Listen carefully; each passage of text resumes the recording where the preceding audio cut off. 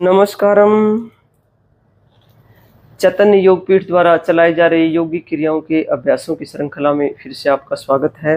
देखिए, आज हम आपको दो ऐसे अभ्यास बताते हैं जिससे आपका जो लोअर एब्डोमेन है, जो एक छोटी सी आपको बेली बाहर निकल आती है और उसको किसी भी तरह आप ठीक नहीं कर पाते, और जो आपके पार्श्व भाग का जो फैट है उसको डिजोल्व करने के लिए दो अभ्यास बताएंगे आपको। और इन दो अभ्यासों के साथ साथ हम आपको एक और ऐसा अभ्यास बताते हैं जिसको हम अक्सर अपने जितने भी योग स्थल हैं उनमें जो योग साधक हैं उनको करवाते हैं, वो है गिल्ली पट्टी पेट पर बांधना। गिल्ली पट्टी पेट पर कैसे बांधते हैं, इसके लिए हम अलग से आपको वीडियो डाल देंगे।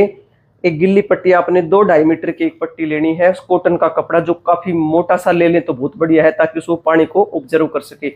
और उसको आपने पानी में भिगोकर और 5 मिनट के लिए ठंडा कर लेना है। यानी कि अगर आप फ्रीजर में रख दें या डीप फ्रीज में फ्रीजर कर लें उसको तो बहुत ही बेहतर है।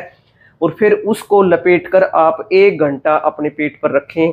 आप देखें कि ड्रास्टिक रूप से आपके पेट की जो चर्बी है वो पिघल जाएगी।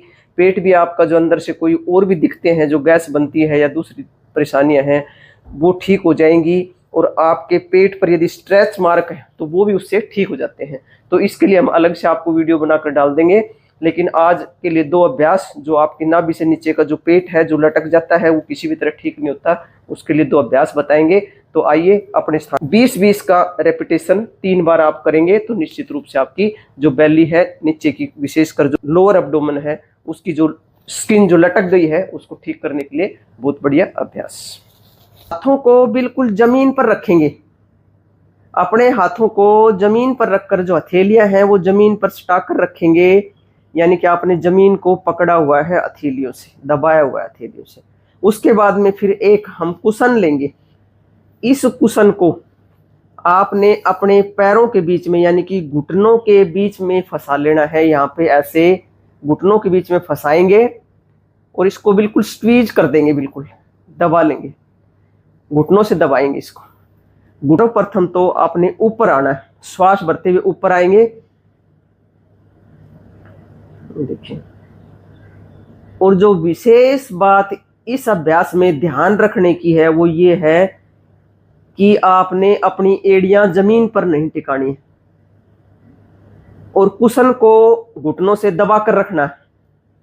एड़ियां थोड़ी सी ऊपर रखेंगे जमीन से, हथेलियां नीचे जमीन के साथ सटा कर रखेंगे। बहुत ध्यानपूर्वक इस अभ्यास को करेंगे तो बहुत जल्दी आपको फायदा होने वाला है।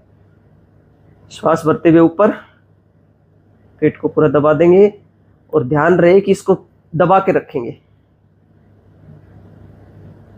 श्वास छोड़ते हुए डाउन,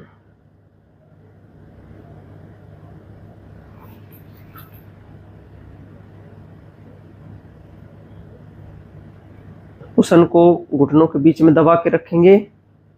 वापस आएंगे श्वास भरते हुए,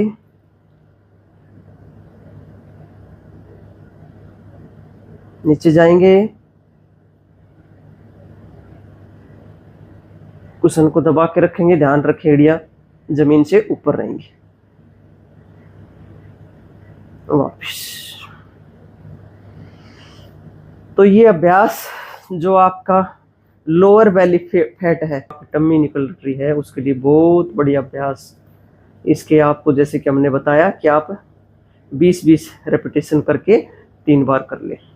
अगला अभ्यास बैठकर करेंगे। दाईं या बाईं करवट लेके बैठ जाएंगे। जब भी योगिक क्रियाओं का अभ्यास करते हैं, जब आप पीठ के बल लेटे हुए होते हैं तो दाईं या बाईं करवट लेके उठते हैं, कभी भी सीधा नहीं उठते। जब सो के उठते हैं तो भी दाईं या बाईं करवट लेके उठते हैं, तो क्या आपको, जो कि आपको लंबे समय तक बेहतर बनाए रखने में बहुत मदद करेगा। दंडासन में आ जाएंगे और अब हम करेंगे भू नमन आसन। भू नमन आसन यदि आप करते हैं तो आपके साइड का फैट भी कम होगा और आपका जो पेट का जो फैट है वो भी धीरे धीरे डिजोल्व होने लगेगा। इसमें करना क्या है, आपने अपने हाथ को पहले यहाँ पे रखेंगे, दूसरे हाथ को यहाँ पे रखेंगे और जो अपना माथा है या नाक है उसको जमीन के साथ टच करेंगे। इसीलिए इस आसन का नाम भू नमन आसन दिया गया है। और विशेष बात जो ध्यान रखने वाली है कि भी कोशिश करेंगे अपने पैरों को यहाँ पे स्थिर रखने की, और फिर हम नीचे जाएंगे। श्वास छोड़ते हुए नीचे जाएंगे, माथा जमीन पर टिकाएंगे, ठहरेंगे, ठहराव के साथ करेंगे। वापस आ जाएंगे, श्वास छोड़ते हुए चेंज कर लेंगे।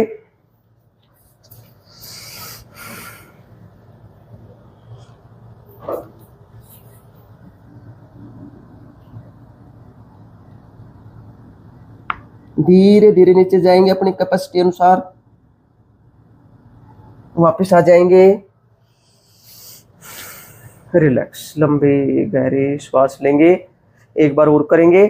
आप इसको 3 बार 4 बार से शुरू करके फिर धीरे धीरे आप इसकी जो संख्या है वो बढ़ा सकते हैं अपनी कैपेसिटी अनुसार।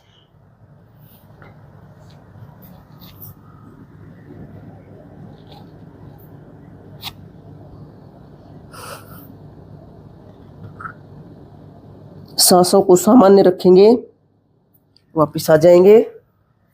अब राइट साइड से कर लेंगे एक बार और।